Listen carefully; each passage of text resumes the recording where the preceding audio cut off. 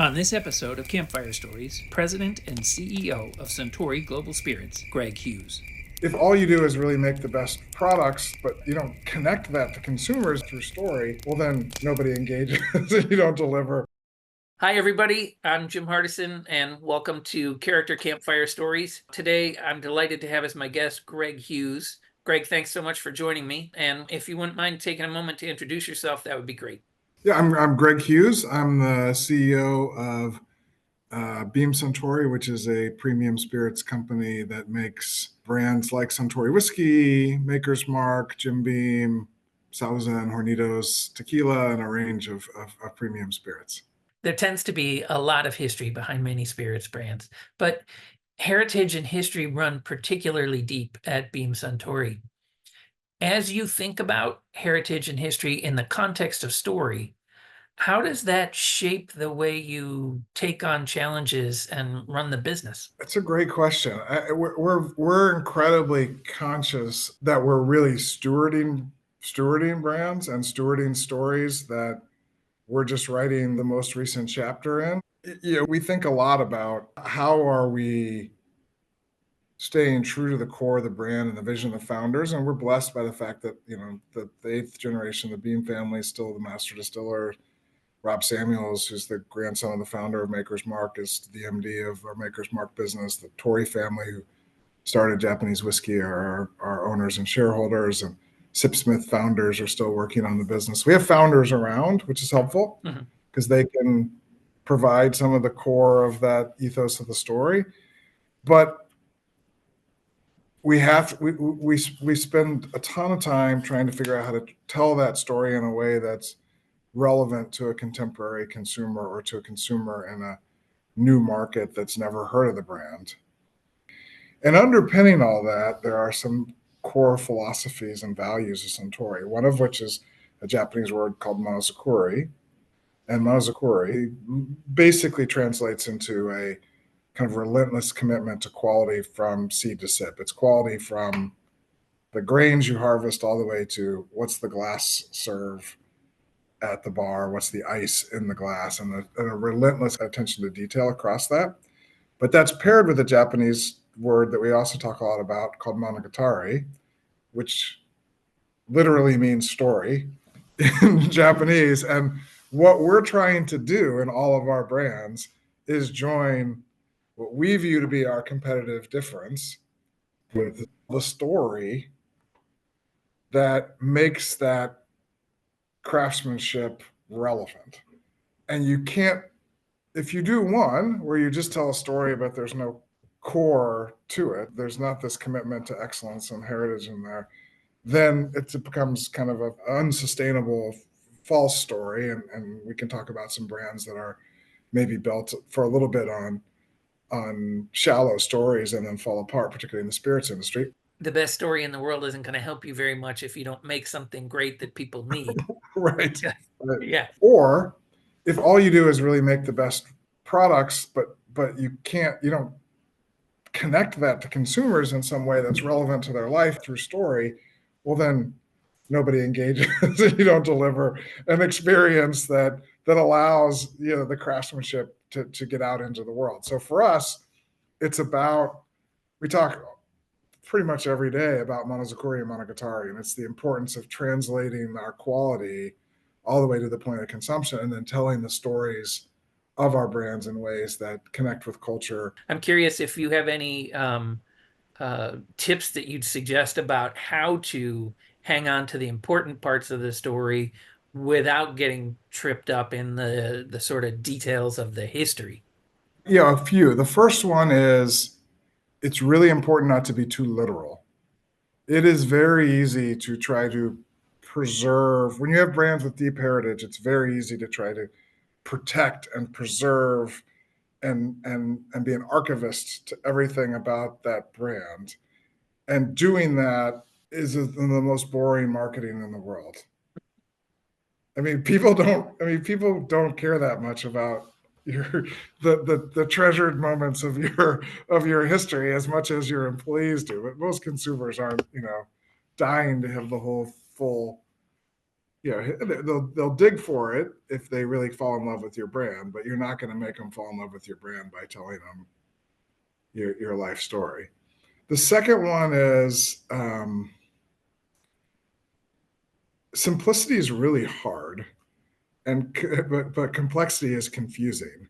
So making sure you really truly understand the core human truth and the core simplicity of your story, and work relentlessly to get that right.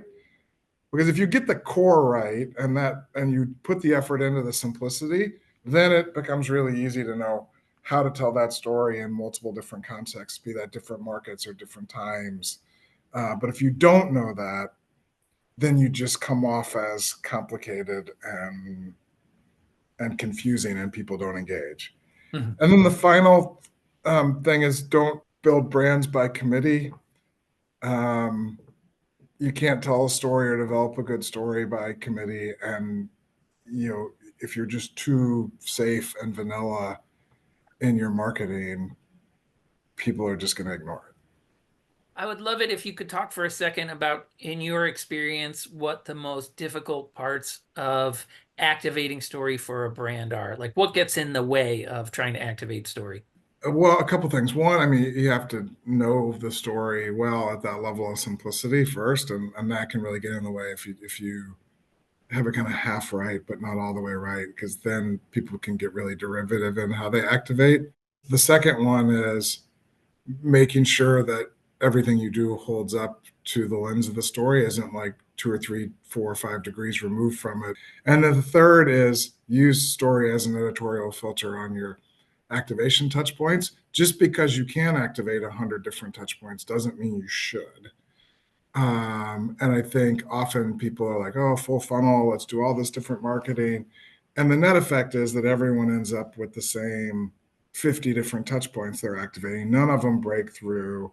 Not all of them are relevant to the story. And it would be far better to do 2 or 3 activations in a really meaningful way that breaks through than to try and do 50 different touch points that tell a little bit of the story, but no one actually sees or engages with, because you just don't do them well enough or with enough weight or pressure for anyone to see them and engage.